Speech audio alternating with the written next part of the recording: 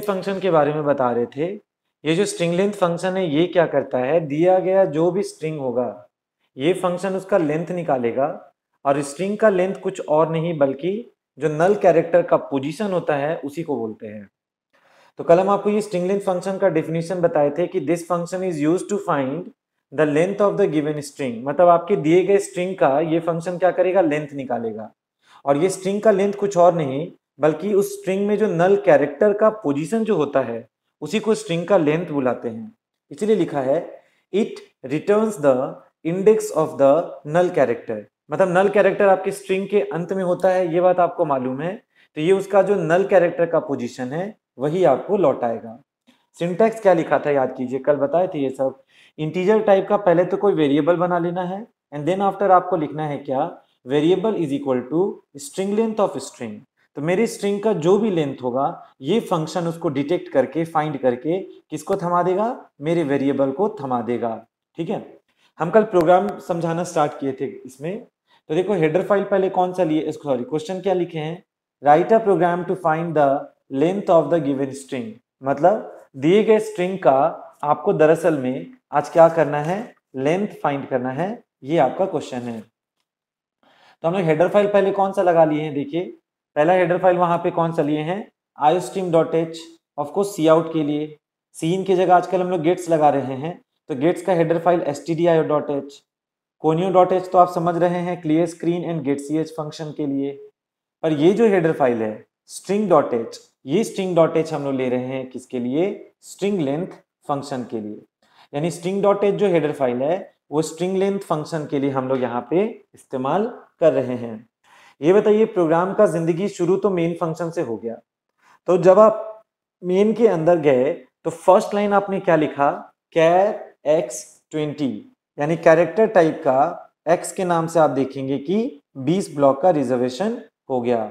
नामकरण कैसे हो जाएगा, x0, x1, x2 so on to indexing 19 तक होगा क्योंकि 20 घर हैं। क्लियर स्क्रीन फंक्शन ने आपके मॉनिटर पे जो गंदगी है उसको साफ कर दिया। अब इंटीजर टाइप का वेरिएबल कौन सा बना, l is for the length of the string, मतलब मेरे स्ट्रिंग का लेंथ कौन बताएगा, l बताएगा।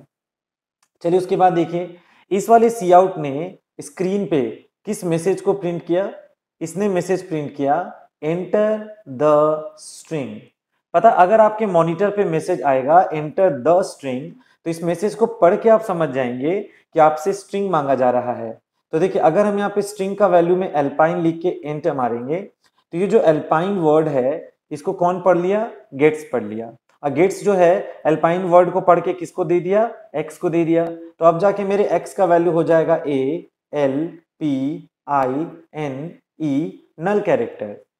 ये मेरा वर्ड है एल्पाइन, गेट्स ने एक्स में एल्पाइन को स्टोर किया तो 0 1 2 3 4 5 6 इंडेक्स तक आप देखेंगे कि आपका स्ट्रिंग स्टोर्ड है। अब आप देखिए यहाँ पे आपने क्या लिखा, आपने लिखा स्ट्रिंग लेंथ ऑफ एक्स। पता ये जो स्ट्रिंग लेंथ फंक्शन है ये एक्स का लेंथ निकालकर एल को थमा देगा। तो एक्स का लेंथ अगर आप निकालना चाहते हैं तो एक्स का लेंथ कुछ और नहीं बल्कि उसमें नल के पोजीशन को बोलेंगे।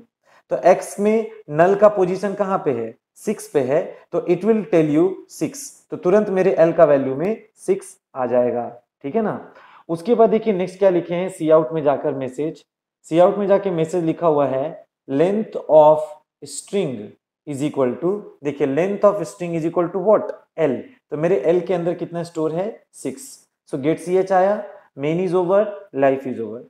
तो बस इतना समझ लीजिए आपका स्ट्रिंग छोटा होगा चाहे आपका स्ट्रिंग बड़ा होगा, एक बात तो कॉमन है कि आपका स्ट्रिंग खत्म कब होगा, जब नल कैरेक्टर आएगा तब। तो नल कैरेक्टर जिस भी पोजीशन पे होगा वही मेरे स्ट्रिंग का लेंथ काउंट होगा। तो इसका लेंथ अपने भाषा में मत गिन लीजिएगा 1 2 3 4 5 6 7, बल्कि नल कैरेक्टर का पोजीशन या नल कैरेक्टर का जो इंडेक्स है वो कंप्यूटर के हिसाब से आपको चेक करना होगा। तो नल का इंडेक्स कितना है, 6 है, तो स्ट्रिंग का लेंथ को 6 कहेंगे। यही इसका प्रॉपर्टी था स्ट्रिंग लेंथ फंक्शन के बारे में। तो कल तक हम लोग यहां तक ये टॉपिक पढ़ चुके हैं। आज हम लोग इसके आगे शुरू करने जा रहे हैं फोर्थ टॉपिक स्ट्रिंग में, जिस टॉपिक का नाम देखिए क्या लिखा हो, नहीं, ऑर्डर कोई भी हो सकता है हेडर फाइल का। देखिए फोर्थ फंक्शन जो अभी हम लोग पढ़ने वाले हैं उस फंक्शन का नाम है strcmp। तो strcmp फंक्शन एक ऐसा फंक्शन है जो दो स्ट्रिंग्स का आपस में कंपेयर करेगा। मतलब ये फंक्शन दो स्ट्रिंग्स का आपस में क्या करेगा, तुलना करेगा, कंपेयर करेगा। और कंपेयर करके ये आपसे कह देगा कि आपका स्ट्रिंग्स इक्वल है कि अनइक्वल है। तो strcmp फंक्शन का काम है स्ट्रिंग को कंपेयर करना और ये बताना कि दोनों स्ट्रिंग्स इक्वल हैं या फिर अनइक्वल हैं। तो पहले हम लोग इसके डेफिनेशन से अभी चलिए शुरू करते हैं। तो डेफिनेशन क्या होगा इस फंक्शन का, सुनिए। This function is used to, this function is used to compare, ये कंपेयर करने के लिए यूज में आता है। This function is used to compare the two strings, मतलब ये दो स्ट्रिंग्स को क्या करेगा, कंपेयर करेगा। एंड रिटर्न्स जीरो, और समझिए बात, ये आपको जीरो वैल्यू लौटाएगा। And returns zero if the strings are equal. पता है अगर आपका स्ट्रिंग्स इक्वल होगा तो ये आपको कितना लौटा देगा, जीरो। अदरवाइज देखिए यहां पे क्या लिखा है, otherwise it returns a non zero value, otherwise it returns a non zero value. पर ये नॉन जीरो वैल्यू कहां से आएगा, तो यहां पे हम क्या लिख रहे हैं, विच इज द, ये नॉन जीरो वैल्यू जो है वो दरअसल में क्या है, which is the ASCII value difference, which is the ASCII value difference of the first, which is the ASCII value difference of the first non-matching characters of the strings, non-matching characters of the strings।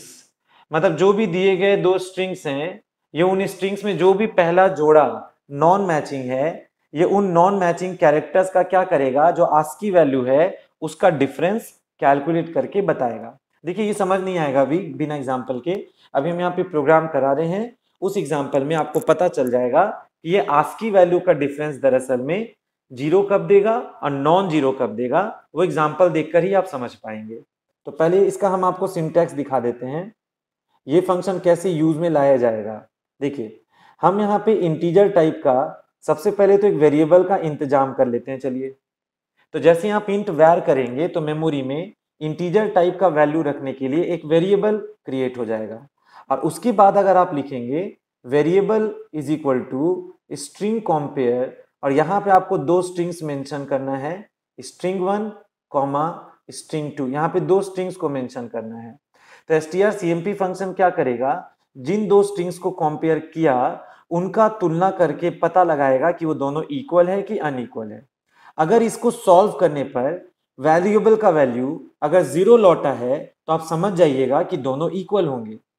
और अगर इसको solve करने पर मेरे variable का value जो return हुआ है अगर वो जीरो छोड़ के कोई नॉन जीरो है, नॉन जीरो कहने का मतलब या तो कोई पॉजिटिव नंबर है या तो कोई नेगेटिव नंबर है, तब आप कहेंगे कि मेरा नंबर मेरा ये स्ट्रिंग्स अनइक्वल है, क्योंकि उसका डिफरेंस उस समय नॉन जीरो रहेगा, तो इसका मतलब वो स्ट्रिंग्स अनइक्वल होगा। इसका आप समझ लें बात। तो अब आप यहाँ पे देखिए इसका सिंटैक्स तो आप देख ही चुके हैं थोड़ा रफली, अब हम लोग इसको प्रोग्राम से सीखने जा रहे हैं। देखिए मेरा क्वेश्चन है write a program to compare. आप एक प्रोग्राम लिखें जो क्या कंपेयर करेगा, तो write a program to compare the two strings, यानी आप एक प्रोग्राम लिखिए जो कंपेयर करेगा, तुलना करेगा दो स्ट्रिंग्स को। अगर दोनों स्ट्रिंग्स को तुलना करने पे पता चला कि दोनों एग्जैक्टली इक्वल हैं तो आंसर आना चाहिए इक्वल स्ट्रिंग्स, और अगर ये मैच नहीं करेगा तो आंसर आना चाहिए अनइक्वल स्ट्रिंग्स। ये आपको करके दिखाना है। तो सबसे पहले तो हम यहाँ पे हेडर फाइल लेंगे। देखो हम यहाँ पे हेडर फाइल पहले कौन सा लगा रहे हैं, हैश इंक्लूड iostream.h। ये बेसिकली हम लोग सी आउट के लिए ले रहे हैं, पर सीन की जगह हम बार बार कह रहे हैं, कल भी बार बार कह रहे थे, सीन की जगह आजकल हम लोग गेट्स लगा रहे हैं। तो गेट्स फंक्शन के लिए हेडर फाइल आप क्या लेंगे, हैश इंक्लूड stdio.h।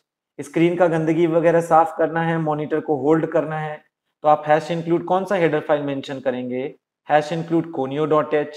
और आपको क्योंकि स्ट्रिंग कंपेयर फंक्शन यूज करना है तो स्ट्रिंग कंपेयर फंक्शन के लिए आपको कौन सा हेडर फाइल शामिल करना होगा, तो उस हेडर फाइल का नाम है string.h, जो आप कल से देख रहे हैं। और हेडर फाइल्स आपके ऊपर है, आप किसी भी ऑर्डर में इसको ले सकते हैं, वो मैटर नहीं करता।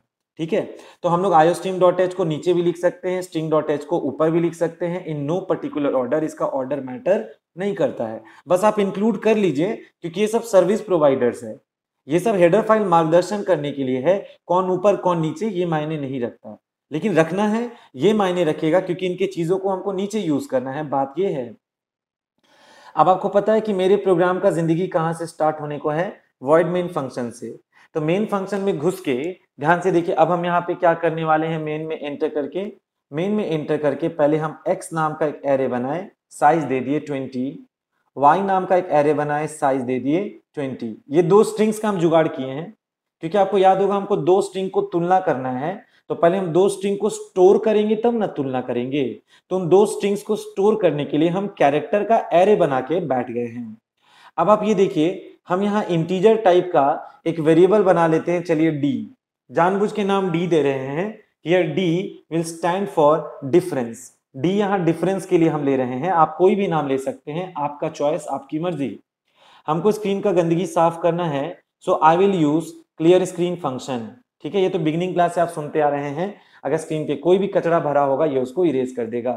नाउ सी, ये जो सी आउट है, ये सी आउट आते के साथ पहले देखिए आपसे क्या पूछा, इसने पूछा एंटर द टू स्ट्रिंग्स, मतलब आप दो स्ट्रिंग्स कृपया करके दीजिए। तो पहला स्ट्रिंग को गेट्स पढ़ के एक्स को देगा, दूसरा स्ट्रिंग को गेट्स पढ़ के किसको देगा, वाई को देगा। तो यहाँ पे पहला वैल्यू एक्स को मिला, दूसरा वैल्यू वाई को मिला। तो इनपुट का काम यहाँ पे आपने देखा किस प्रकार हुआ।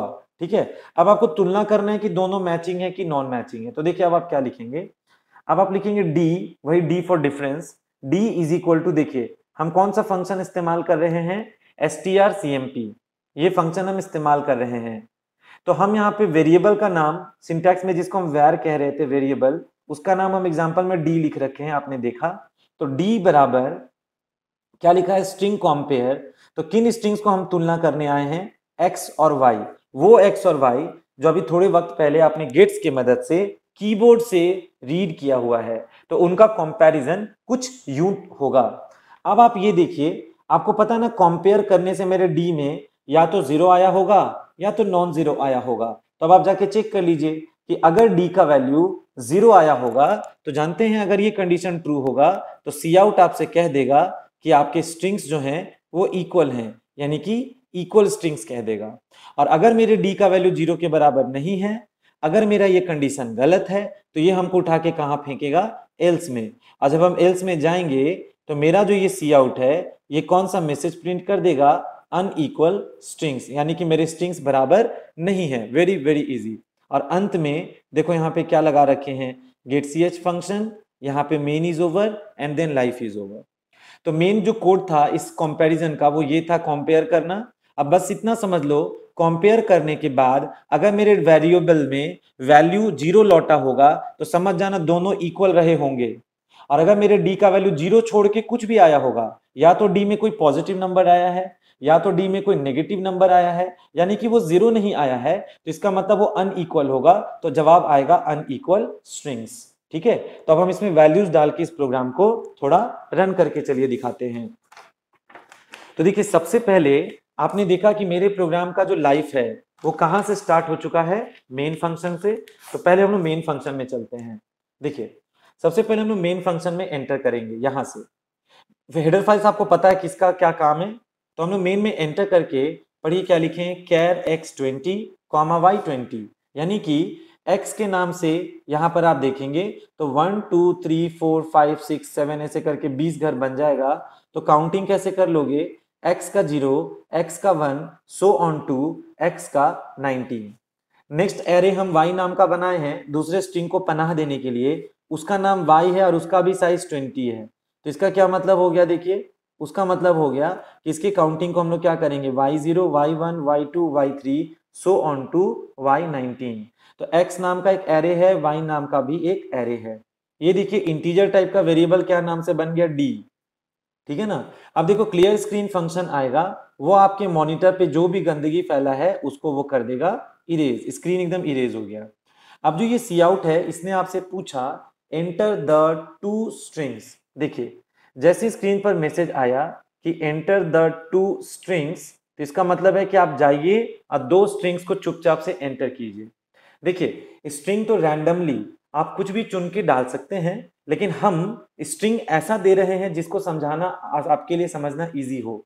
तो हम यहाँ टू स्ट्रिंग्स में देखिए पहला स्ट्रिंग में क्या लगा दिए, A B C D E enter, और दूसरा स्ट्रिंग को भी क्या दे दिए, A B C D E enter. Sir आप इतना सिंपल स्ट्रिंग क्यों दे रहे हैं ए बी सी डी ई? इसलिए हम ये ABCDE डाल रहे हैं। देखिए स्ट्रिंग आप यहाँ कुछ भी दे सकते हैं, रोहित, अमित, सुमित, कुछ भी भेजिए, that is up to you. लेकिन हम ये ABCDE इसलिए भेज रहे हैं क्योंकि आप सारे बच्चों को मालूम है ए का आस्की वैल्यू 65 होता है, बी का 66 होता है, सी का 67, 68, 69 होता है रिस्पेक्टिवली बाकियों का। तो क्योंकि आपको इन सब का आस्की वैल्यू समझ में तुरंत तुरंत आ रहा है, तो इसमें जब हम डिफरेंस निकालना स्टार्ट करेंगे ना तो आपको जल्दी आइडिया लगेगा, आप जल्दी इस बात को कैच करेंगे। अब अगर हम रैंडम एलिमेंट लिखते हैं, जैसे हम रोहित लिखते हैं, तब हमको आर का आस्की वैल्यू ढूंढ के लाना होता, फिर हमको ओ लाना होता, फिर हमको एच लाना होता, फिर आई लाना होता, टी लाना होता, तो सब गिन गिन के लाना पड़ता। और ABCD ए का तो सबको याद है 65 है, तो ये 66 ही होगा, 67 होगा, 68 होगा, 69 होगा। तो ये देखना बड़ा आसान था, जानबूझ के हम इसीलिए इतना सिंपल सा स्ट्रिंग दिए हैं, बाद बाकी आपकी मर्जी। तो ये बताओ एंटर द टू स्ट्रिंग्स का जब पैगाम आया स्क्रीन पे, तो आपने पहला स्ट्रिंग जो लिखा है ABCDE, इसको इस गेट्स ने पढ़कर किसको दे दिया, x को दे दिया। तो मेरे x का वैल्यू क्या हो गया, ABCDE। यहाँ पे नल कैरेक्टर स्टोर हो गया 0 1 2 3 4 5 इंडेक्स तक। ओके अब सुनिए अगला जो गेट्स है, इस सेकेंड वाले गेट्स ने y में इस वाले स्ट्रिंग को डाला। तो ये जो स्ट्रिंग है ABCDE, वो गेट्स ने जब y को दिया तो मेरे y का वैल्यू क्या हो गया, ABCDE और नल कैरेक्टर। तो इस तरीके से आपके पास दो स्ट्रिंग्स आके एक्यूमुलेट हो चुके हैं, स्टोर किए जा चुके हैं। तो चलो कभी ऐसा भी हो सकता है कि एक स्ट्रिंग ABCDE है और दूसरा स्ट्रिंग ABCDEFGHIJK है। डिपेंड करता है ना कि आप कितना बड़ा स्ट्रिंग ले रहे हैं। अभी हम जानबूझ के एकदम सेम टू सेम लिए हैं, अगले एग्जांपल में जब लेंगे इसको एलैबोरेट करने के लिए तो हम बदल देंगे, ठीक है। अभी दोनों में ABCDE ही दिए हैं, तो यहाँ पे भी ABCDE, यहाँ पे भी ABCDE आ चुका है x और y में रेस्पेक्टिवली।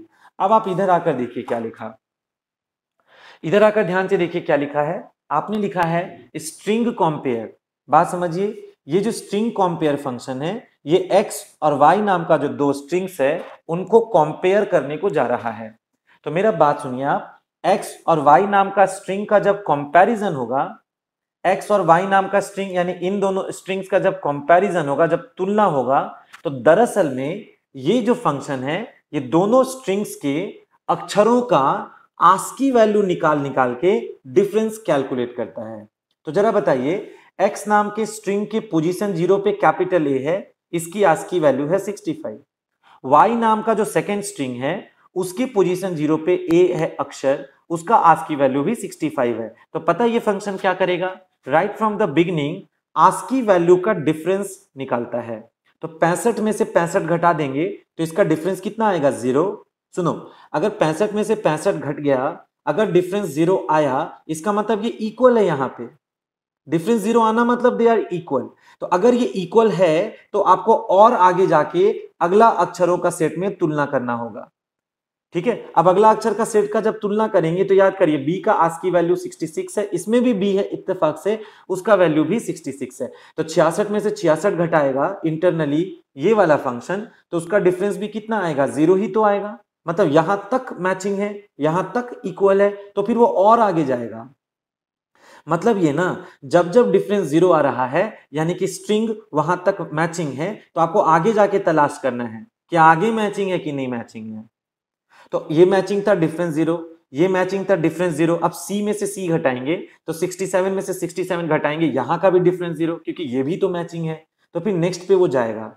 आप समझ रहे हैं ना ये फंक्शन कैसे तुलना कर रहा है, एक एक अक्षरों का जो ग्रुप है उसमें आस्की वैल्यू का डिफरेंस निकाल निकाल के आगे बढ़े जा रहा है। तो D में से D घटाओगे यानी 68 माइनस 66 0 ही होगा, तो फिर आगे जाएगा।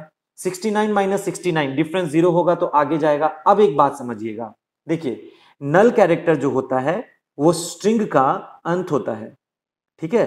तो नल कैरेक्टर यानी कि बिगिनिंग से लेकर लास्ट तक, बिगिनिंग से लेकर लास्ट तक दोनों स्ट्रिंग्स में डिफरेंस 0 0 0 0 0 आया। और नल आने का मतलब है कि स्ट्रिंग का अंत हो जाना, ठीक है। तो पता है जब शुरू से लास्ट तक जब डिफरेंस 0 0 0 0 आया और दोनों साथ में नल कैरेक्टर को एनकाउंटर किया है, भिड़ गया है नल के साथ दोनों साथ में, तो इसका मतलब है कि शुरू से लास्ट तक की मैचिंग ही रहा होगा। इसीलिए ये जो स्ट्रिंग कंपेयर फंक्शन है, जब दोनों की दोनों स्ट्रिंग्स परफेक्टली सेम होते हैं तो अंत में ये आपको कितना लौटा देगा, 0। तो शुरू से लास्ट तक 0 0 आया तो मेरे डी को कितना मिल गया, 0। अब आप चेक करिए क्या डी में 0 आया है, यस सर, मेरे डी में तो 0 आया है। देखिए आप यहां, और अगर मेरे डी में 0 आया है इसका मतलब डिफरेंस 0 है, और डिफरेंस 0 आने का मतलब है कि मेरे दोनों स्ट्रिंग्स बिगिनिंग से लेकर एंड तक मैच किए गए होंगे, और इसीलिए डिफरेंस 0 आया है। और उस स्थिति में अब आप कंक्लूजन निकाल सकते हैं सी आउट के द्वारा, इक्वल स्ट्रिंग्स, यानी जैसे ही आपका ये ABCDE डलाएगा तो आपके मॉनिटर पे जवाब आएगा इक्वल स्ट्रिंग्स। उसके बाद एल्स पार्ट काम नहीं करेगा, गेट ch आएगा, स्क्रीन होल्ड होगा, आप कोई की प्रेस कीजिए, स्क्रीन रिलीज हो जाएगा, main is over, life is over. तो आपने देखा कि स्ट्रिंग कंपेयर कैसे किया जाता है कि दो स्ट्रिंग्स बराबर है कि नहीं। अब हम इस प्रोग्राम को एक बार और एक्सप्लेन करेंगे, पर इस बार वैल्यू थोड़ा बदल के। अभी तो वैल्यू एकदम मैचिंग था, अगर वैल्यू बदला होता तब कैसे मशीन बिहेव करता, चलिए अब हम आपको वो चीज दिखाते हैं। लाइफ फिर मेन से शुरू कर लेते हैं हम लोग। मेन में घुस के x और y नाम का दो एरे बना लेते हैं। चलिए हम लोग फिर से, तो x के अंदर भी 0 से लेकर 19 तक नंबरिंग हो गया। y नाम का जो स्ट्रिंग है उसमें भी गिनती 0 से लेकर कहां तक नंबरिंग हो गया, 19 तक नंबरिंग हो गया, ठीक है ना। अब ध्यान से देखिए, d फॉर डिफरेंस ले लिए हैं हम फिर से, इसमें इंटीजर का जो डिफरेंस आएगा वो हम d में रखेंगे। क्लियर स्क्रीन फंक्शन ने मेरे मॉनिटर के कचरे को कर दिया है साफ।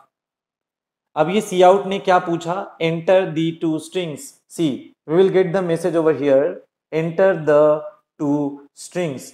इसको पढ़ के अब आप क्या समझ रहे हैं, कृपया करके दो स्ट्रिंग्स दीजिए। तो इस बार ध्यान दीजिएगा, हम यहाँ पे पहला स्ट्रिंग दे रहे हैं ABCDE, एंटर कर दिए। तो इस ABCDE को जब हम एंटर करेंगे तो इसको गेट्स ने रीड किया और किस में स्टोर किया, x में। तो मेरे x का वैल्यू हो जाएगा ABCDE और यहाँ पे नल कैरेक्टर आ जाएगा, यानी कि 0 1 2 3 4 इंडेक्स 5 तक ये स्टोर हो गया, ठीक है। सुनो, ये तो आपसे दो स्ट्रिंग्स पूछा था, तो पहला स्ट्रिंग आपने लिखा ABCDE, तो that has been stored to the array x, okay. पर हम लाइन चेंज करके अगर सेकेंड स्ट्रिंग देते हैं AB, ध्यान से देखो यहाँ पे लिख रहे हैं DDE।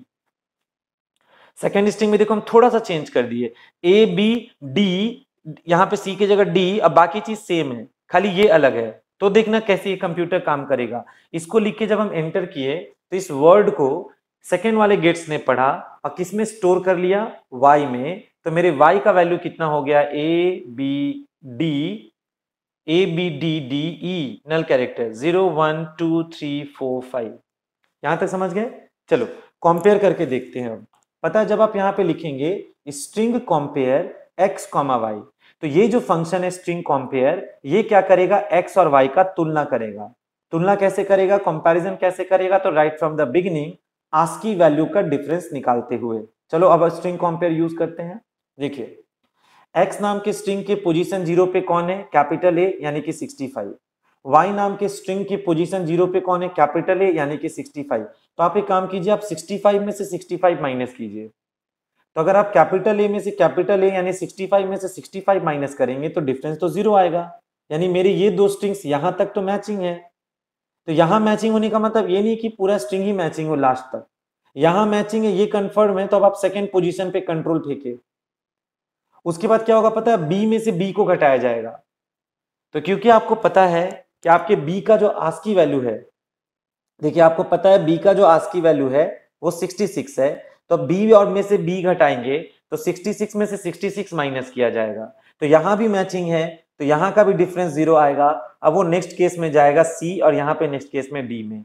तो ये बताओ, मेरे C का ASCII वैल्यू 67 है और मेरे D का ASCII वैल्यू 68 है।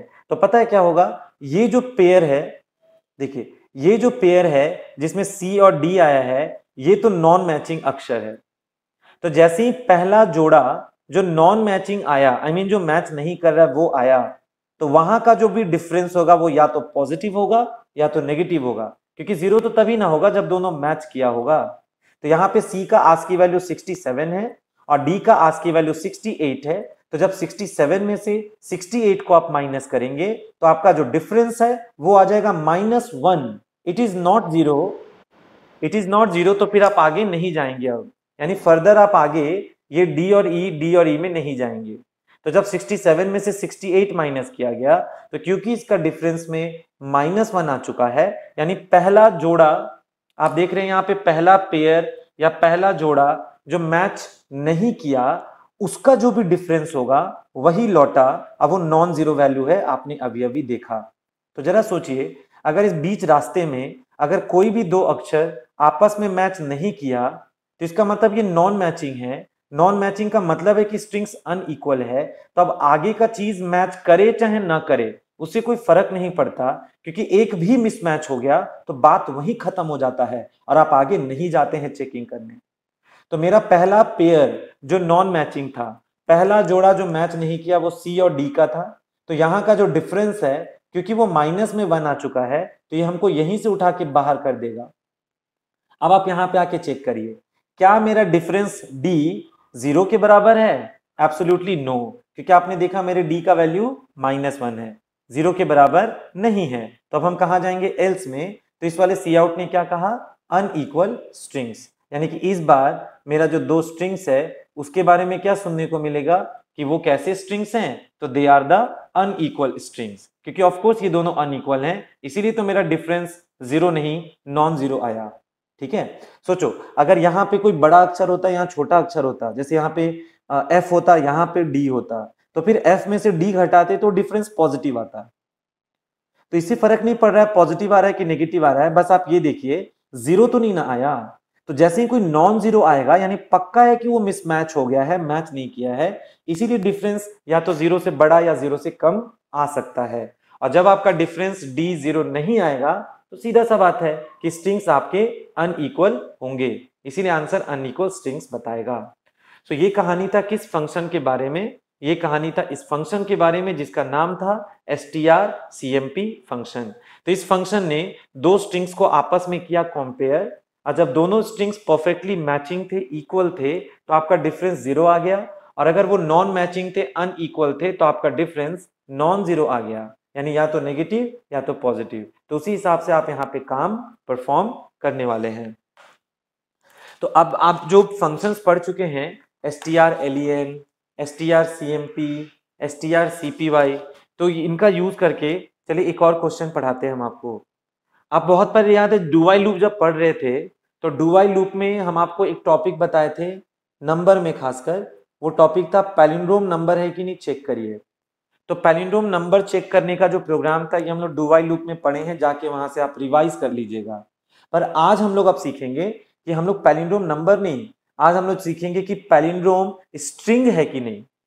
मतलब मेरे द्वारा दिया गया अगर कोई शब्द उल्टा और सीधा एक समान अगर है तो उसको हम लोग क्या बोलेंगे कि वो एक तरह का क्या है? पैलिंड्रोम स्ट्रिंग है। सपोज कीजिए हम यहाँ पे एक बच्चे का नाम लिख रहे हैं नितिन।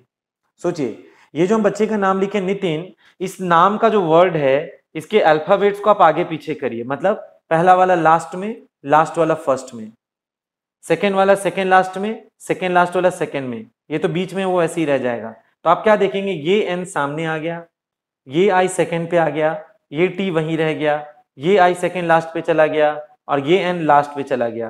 तो आप देखेंगे कि नितिन को जब रिवर्स किया गया तो आपको फिर से कौन सा वर्ड मिला? नितिन। ठीक है, उसी तरह से अगर मान लो मेरे पास एक वर्ड है डैड, तो डैड को रिवर्स करेंगे तो डी यहां, ए यहां, डी यहां, तो डैड का रिवर्स डैड होगा। रिवर्स का मतलब ये मत सोचना मिरर इमेज बनाना और डी का, ये डी है तो डी का मिरर ऐसे, ये उल्टा नहीं। उल्टा करना मतलब पोजीशंस में हेरफेर करना है, पहला जाएगा लास्ट में, लास्ट जाएगा फर्स्ट में, वो उल्टा। तो अगर आपका स्ट्रिंग को उलट दिया गया, उलटना मतलब कि लास्ट वाला फर्स्ट पे, फर्स्ट वाला लास्ट पे कैरेक्टर्स को आपने मूव किया, और ऐसा करते करते अगर आपका सीधा शब्द और रिवर्स किया हुआ वर्ड अगर मैच करता है, तब आप कह सकते हैं कि आपका स्ट्रिंग जो है वो पैलिंड्रोम है। तो अब हम लोग एक प्रोग्राम डिस्कशन करने जा रहे हैं जो ये वेरीफाई करेगा कि मेरे द्वारा दिया गया स्ट्रिंग पैलिंड्रोम स्ट्रिंग है कि नहीं।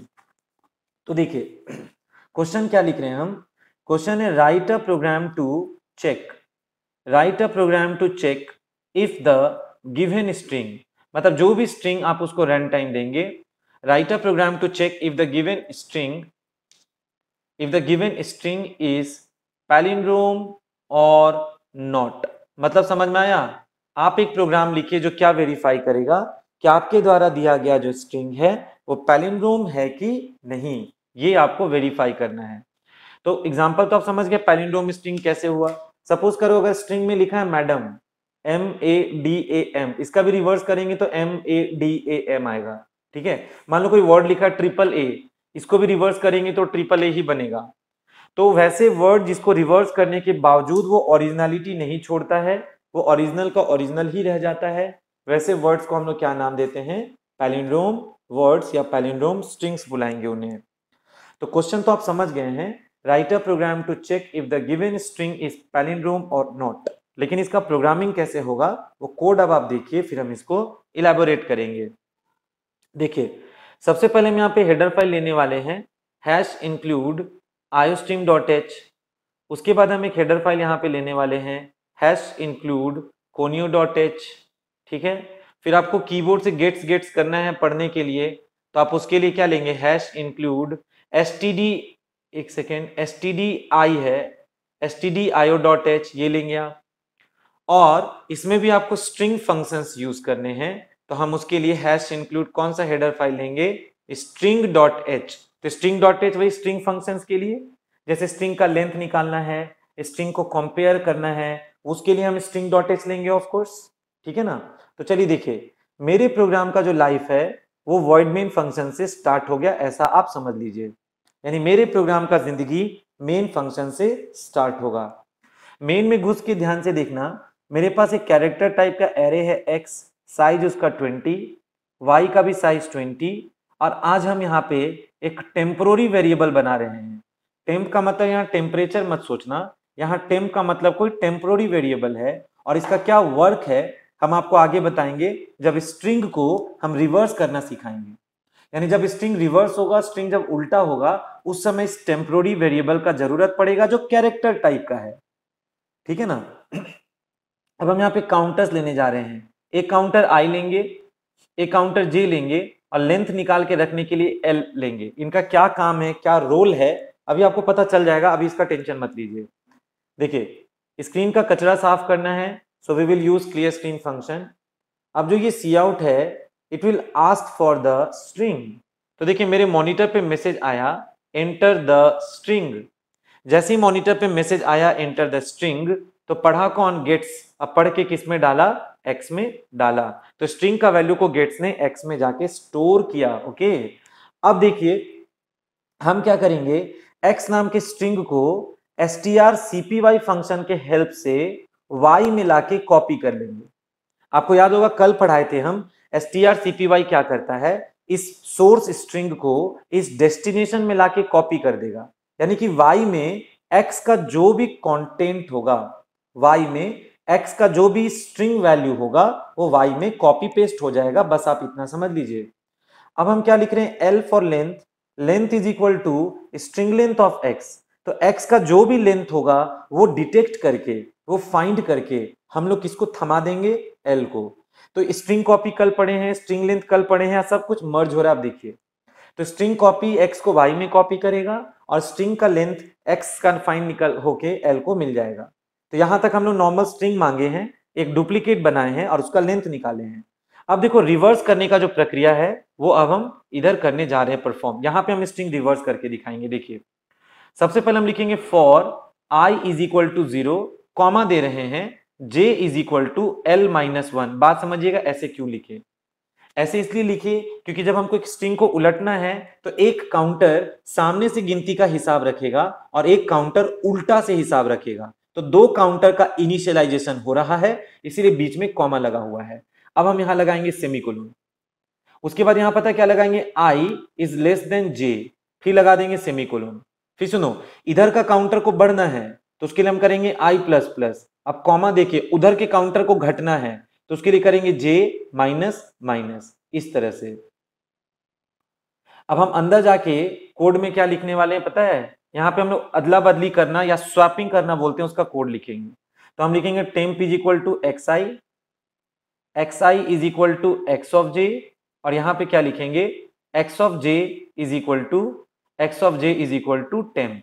ये स्वैपिंग करेगा, अक्षरों का पोजीशन हेरफेर करेगा। टाइम ओवर हो रहा है, टाइम अप होगा तो लॉग इन करिएगा फिर से।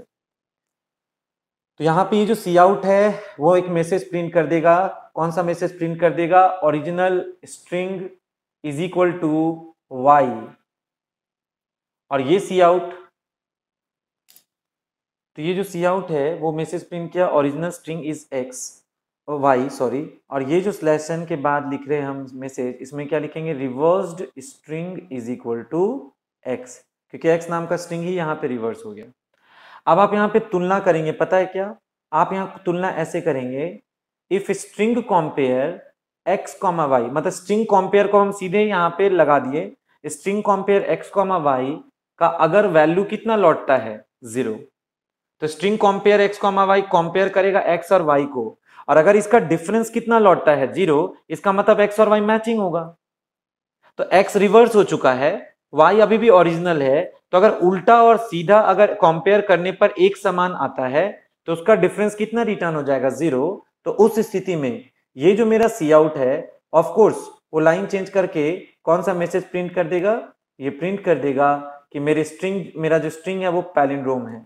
और अगर ये डिफरेंस 0 नहीं देता है तो एल्स में जाके ये जो मेरा सी आउट है वो लाइन चेंज करके क्या कह देगा? नॉट अ पैलिंड्रोम स्ट्रिंग, यानी मेरा जो स्ट्रिंग है वो पैलिंड्रोम बिल्कुल भी नहीं है।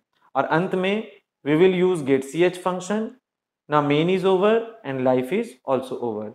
तो इस वाले प्रोग्राम में आप देखिए हम स्ट्रिंग कंपेयर का यूज दिखाए हैं, उसके बाद हम यहाँ पे स्ट्रिंग लेंथ का यूज दिखाए हैं, हम यहाँ पे स्ट्रिंग कॉपी का यूज दिखाए हैं। तो ये सब कुछ इसमें सिंबल दिख रहा होगा। तो स्ट्रिंग कंपेयर के लिए, स्ट्रिंग लेंथ के लिए और स्ट्रिंग कॉपी के लिए we are using the header file string.h। Gets के लिए we are using the header file stdio.h।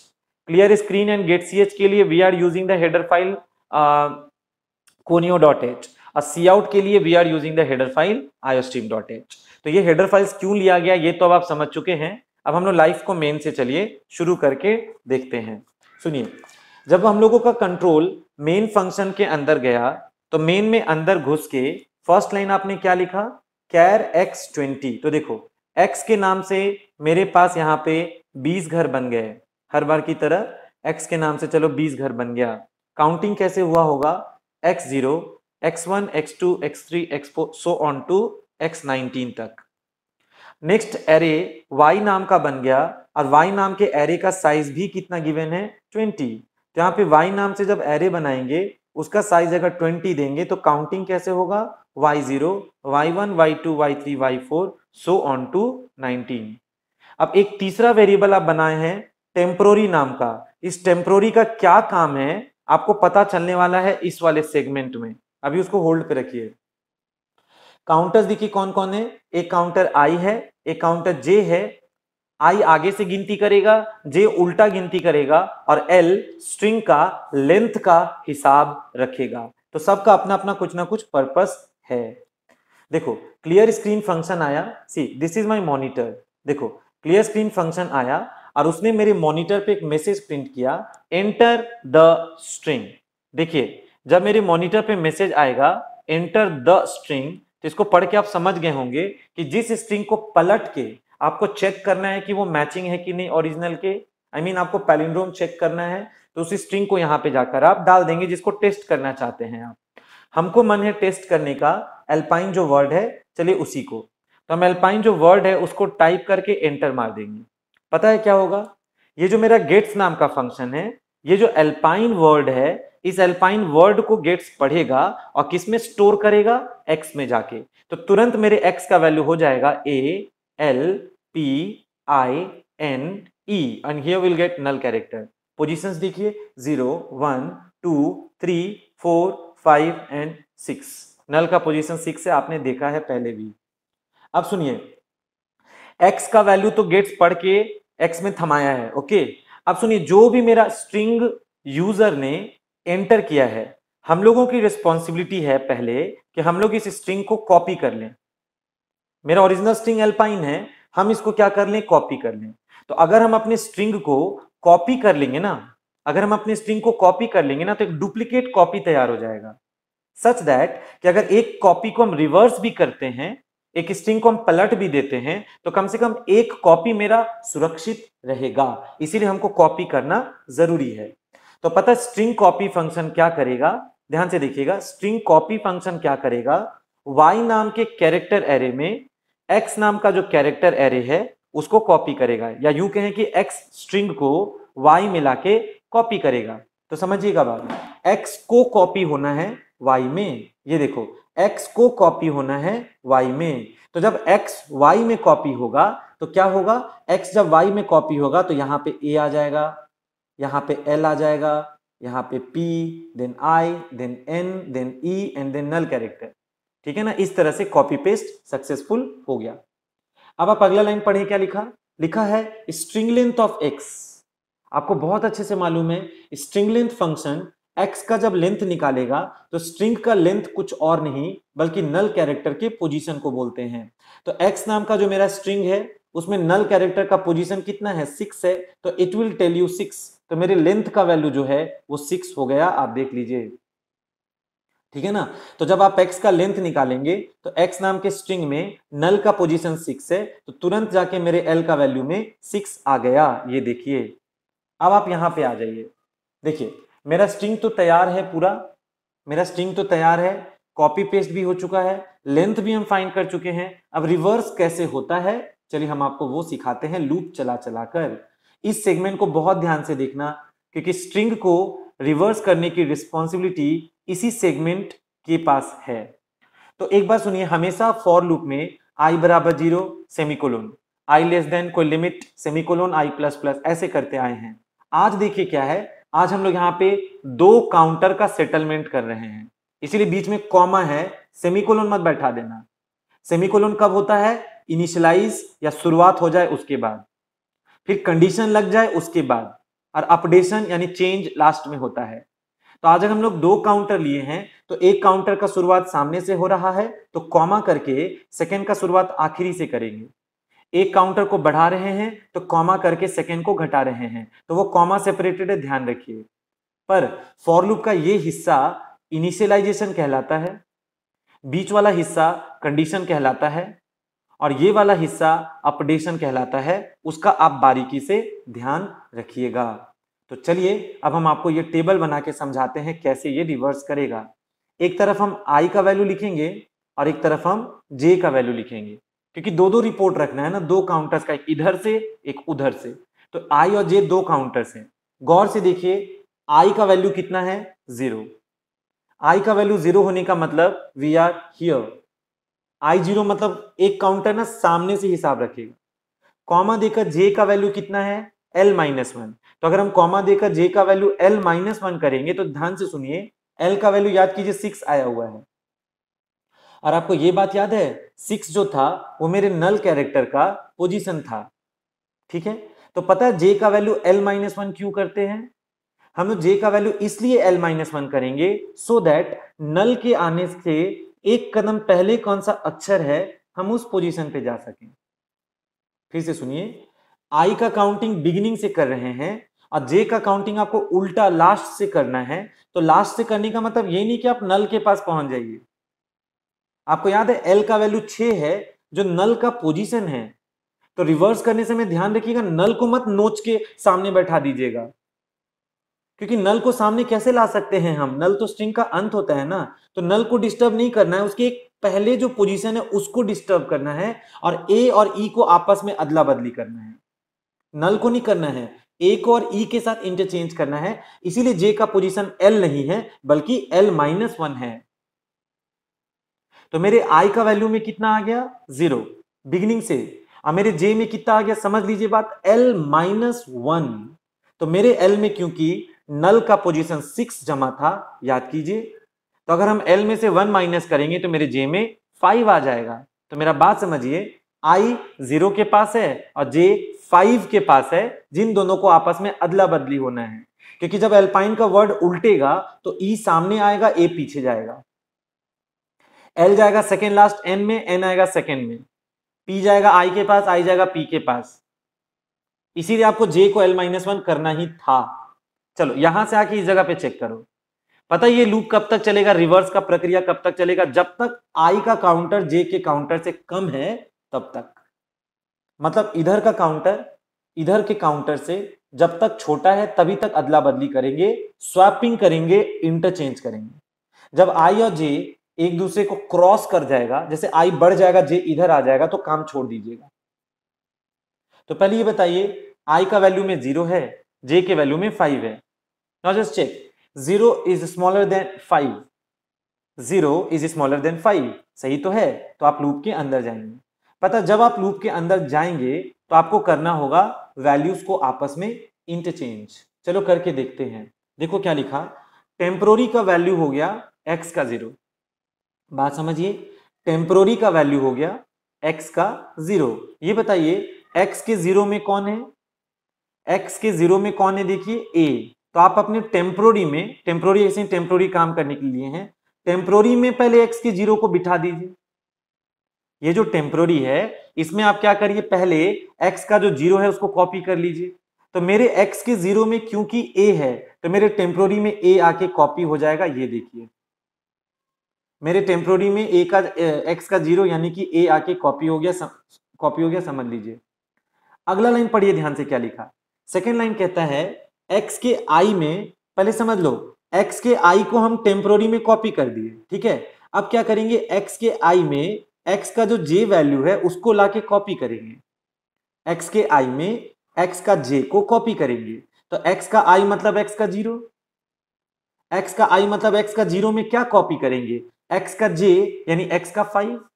तो आप क्या करिए, x के 0 में x का 5 को कॉपी करिए। तो अगर x का 0 में x का 5 कॉपी होगा तो यहां पर ना e आ जाएगा और a हट जाएगा, क्योंकि आपने अभी अभी x0 में क्या कॉपी किया, x के 5 को कॉपी किया, तो ये e यहां पे कॉपी हो गया।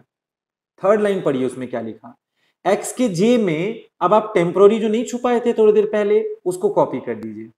समझिए x का j मतलब x का 5, तो x के 5 में क्या करिए, टेम्पोररी जो उस समय छुपाए थे उसको लाके कॉपी करिए।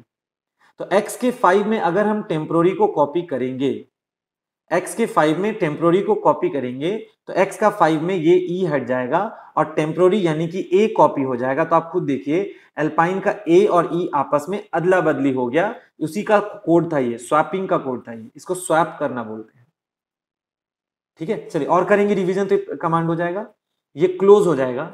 अब ध्यान से देखना, आप घूम के कहां पे जाएंगे, देखिए घूम के जब ऊपर गए तो यहां पे क्या लिखा, i बढ़ गया और j घट गया, तो i बढ़कर समझिएगा बात 1 हो गया और j डिक्रीज करके 4 हो गया। इसका मतलब आप पोजीशन 1 और पोजीशन 4 को आपस में इंटरचेंज करना है। ध्यान से देखिए पोजीशन 1 में कौन है, l, अब पोजीशन 4 में कौन है, n, तो l और n अब अदला बदली होगा। जैसे अभी थोड़ी देर पहले याद है 0 और 5 अदला बदली हुआ, अब 1 और 4 अदला बदली होगा।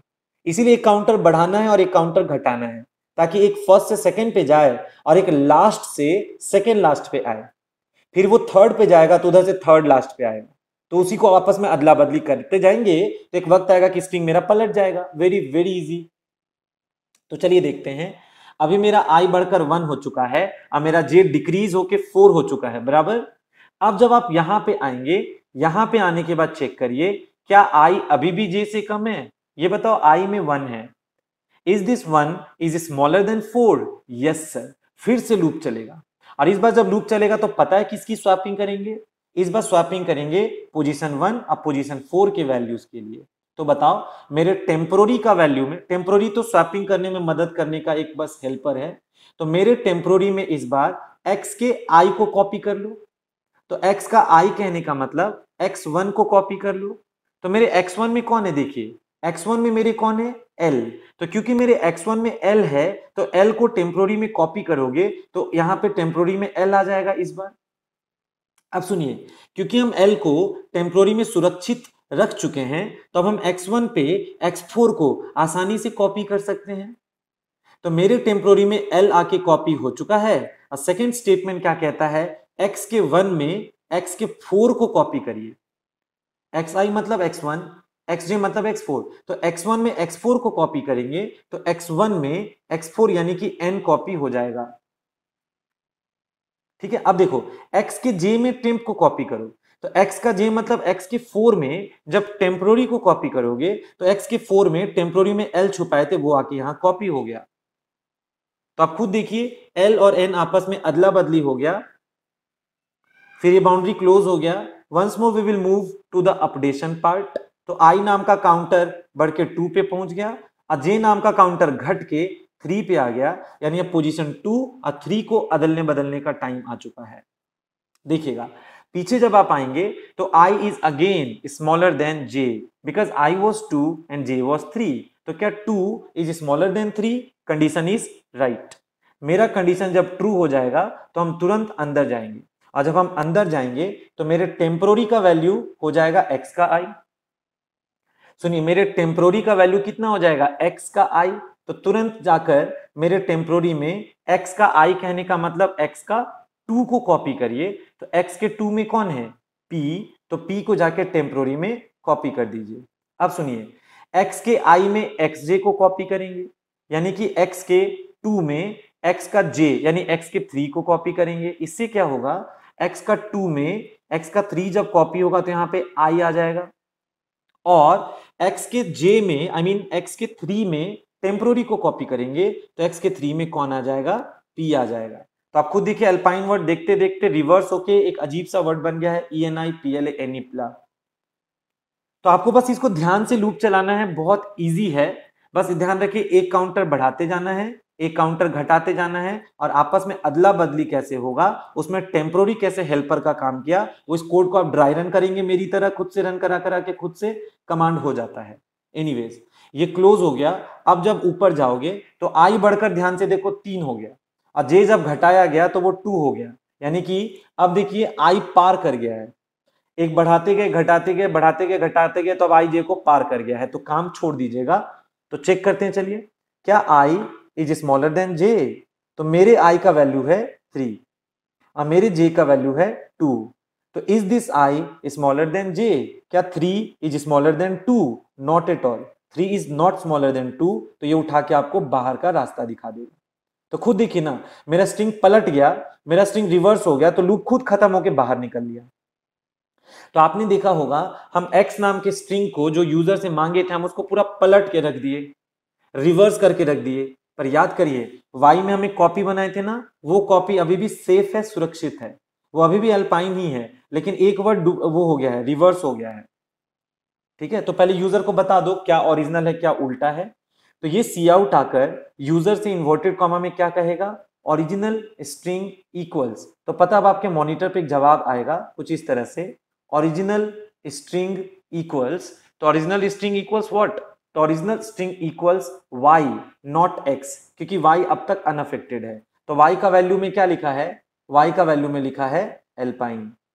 उसके बाद बताओ अगला सी आउट लाइन बदलेगा, अगला सी आउट लाइन बदलेगा, और लाइन बदलकर ये जो सी आउट है ये कौन सा मैसेज प्रिंट करेगा, ये मैसेज प्रिंट करेगा रिवर्स्ड स्ट्रिंग। ध्यान से देखिए रिवर्स्ड स्ट्रिंग मतलब पलटा हुआ स्ट्रिंग कौन है, x, क्योंकि आपने x को पलट लिया है, तो मेरे x का वैल्यू में कौन आ गया ENIPLA, तो अल्पाइन वर्ड रिवर्स होके क्या बन चुका है ENIPLA। ठीक है ना। अब ध्यान से देखिए क्या हो रहा है, देखिए ओरिजिनल स्ट्रिंग अल्पाइन था, देखिए अभी भी दिखा रहा है, रिवर्स स्ट्रिंग एनिप्ला बन चुका है। अब आपको बस ये तुलना करना है कि क्या उल्टा शब्द और सीधा शब्द क्या एकदम सेम है, वो तो आपको दिख रहा है सेम नहीं है, लेकिन अगर मान लो सेम होता, जैसे हम यहाँ पे नितिन लिखते तो नितिन रिवर्स होके नितिन ही बना होता, तो उस समय पैलिंड्रोम का जवाब का उम्मीद कीजिए, और एल्पाइन उल्टा होके एनिप्ला बना तो इसमें तो पैलिंड्रोम है नहीं ना, तो पूरा आंसर पता है कि नॉट पैलिंड्रोम बताएगा, पर चेक तो करना पड़ेगा ना। तो चलिए चेक करते हैं। आपको याद है दो शब्दों को, दो स्ट्रिंग्स को अगर आप कंपेयर करना चाहते हैं कि वो इक्वल है कि नहीं, तो हम आपको थोड़ी देर पहले आज एक प्रोग्राम पढ़ाए थे स्ट्रिंग कंपेयर करना, तो वो वाला स्ट्रेटेजी हम यहाँ पे लगा रहे हैं। ध्यान से देखिए पहले हम स्ट्रिंग कंपेयर कर लेते हैं। बताओ स्ट्रिंग कंपेयर क्या करेगा, x को y के साथ तुलना करेगा। स्ट्रिंग कंपेयर क्या करेगा, x को y के साथ तुलना करेगा। तो करिए कंपेयर, देखिए क्या होगा, x के 0 में e है, समझिए बात, x के जीरो में कौन है e, और e का आस्की वैल्यू 69 होता है, और y के जीरो में कौन है a का वैल्यू 65 होता है। तो आप क्या करिए 69 में से 65 को माइनस कीजिए। पता है जब आप 69 में से 65 को माइनस करेंगे तो इसका डिफरेंस जो होगा 4 आएगा, 0 नहीं आएगा। ये लो, पहला ही जोड़ा नॉन मैचिंग निकला, पहला पेयर ही अक्षरों का नॉन मैचिंग निकला, तो अब आगे जाने का कोई मतलब नहीं बनता है, क्योंकि अगर पहला ही अक्षर मैच नहीं किया तो स्ट्रिंग्स आर अनइक्वल, सीधी सी बात है। तो इसका मतलब इसका डिफरेंस जो है ना वो आपको कितना लौटा दिया, 4। तो 4 जो डिफरेंस है क्या वो 0 के बराबर है? Absolutely no. तो उठा के कहां फेंकेगा, एल्स में। तो ये सी आउट क्या कहेगा, नॉट अ पैलिंड्रोम स्ट्रिंग, यानी तुरंत आपके मॉनिटर पे एक जवाब आएगा। कौन सा जवाब आएगा, नॉट अ पैलिंड्रोम स्ट्रिंग। पता है ये जवाब आ जाएगा। यानी आपने जो वर्ड दिया है एल्पाइन वो रिवर्स होके एनिप्ला हो गया, कंपेयर किया गया दोनों को। तो कंपेयर करने के लिए strcmp लगा, और इसका डिफरेंस क्योंकि 0 नहीं आया तो एल्स में जाके सी आउट ने सुना दिया नॉट अ पैलिंड्रोम स्ट्रिंग। वही अगर हमसे पूछता एंटर द स्ट्रिंग और हम एल्पाइन की जगह नितिन लिखते तो ऑफकोर्स नितिन रिवर्स होके नितिन ही होता, तो ओरिजिनल स्ट्रिंग में नितिन दिखाता, रिवर्स स्ट्रिंग में नितिन दिखाता, और उसके बाद जब आप नितिन को नितिन के साथ कंपेयर करेंगे तो डिफरेंस ऑफ कोर्स 0 आता, क्योंकि N N I I T T I I N N difference तो 0 देता शुरू से लास्ट तक। तब सी आउट कहता it is a palindrome string. ठीक है, तो स्ट्रिंग्स नाम के इस टॉपिक में जो हम लोग 2-3 क्लास में अभी पढ़े हैं, इसको अच्छे से रिवाइज कर लेंगे आप, क्योंकि एग्जाम्स में स्ट्रिंग्स का क्वेश्चन भी कहीं ना कहीं टच करता है, या तो डायरेक्ट या तो इनडायरेक्ट रूप से। ठीक है, और ये सब भी एग्जाम्स का आया हुआ क्वेश्चन है, इंपॉर्टेंट क्वेश्चन होता है ये सब। स्ट्रिंग रिवर्स करके चेक करो पैलिंड्रोम है कि नहीं। अपने स्ट्रिंग में वॉवेल्स गिन के दिखाओ, आपकी स्ट्रिंग में जितना कैपिटल लेटर है उसको स्मॉल में चेंज करो, और स्मॉल लेटर को फिर कैपिटल में चेंज करो। ये सब जो पढ़े हम लोग 2-3 क्लास में, ये आपके लिए बहुत इंपॉर्टेंट था। ठीक है, तो नेक्स्ट क्लास अब हम लोग संडे को करेंगे, कल क्लास ऑफ है, कल हमको कुछ काम है इसलिए। तो संडे को फिर हम लोग न्यू टॉपिक शुरू करेंगे जिसका नाम है फंक्शन। ठीक है, हाँ बोलिए। हाँ